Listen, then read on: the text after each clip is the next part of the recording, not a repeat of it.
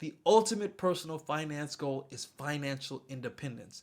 And the reason is because all of those other things are secondary side effects of financial independence. Once you achieve that, all of these other things will fall into place.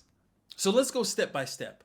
The first step is to get a piece of paper or open up a document on your computer.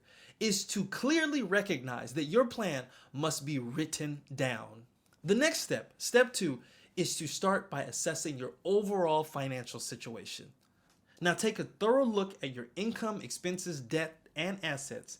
Knowing where you stand is the first step to making the change.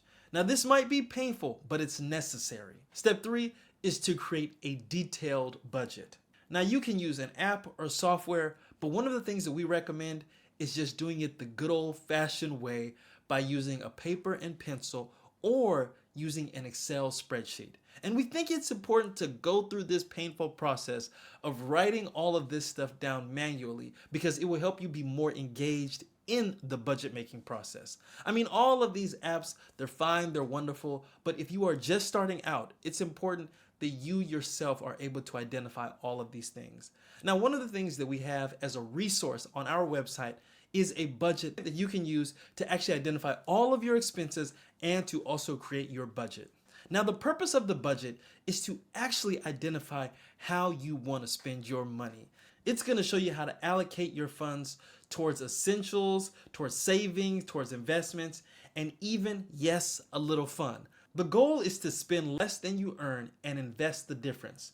The budget will be your roadmap towards financial stability. The next step is to calculate your financial independence retire early number, your FIRE number. So your FIRE number is the amount of money you need to save and invest to cover your annual expenses for the rest of your life. Now we have a video all about calculating your FIRE number and we'll leave a link in the description below.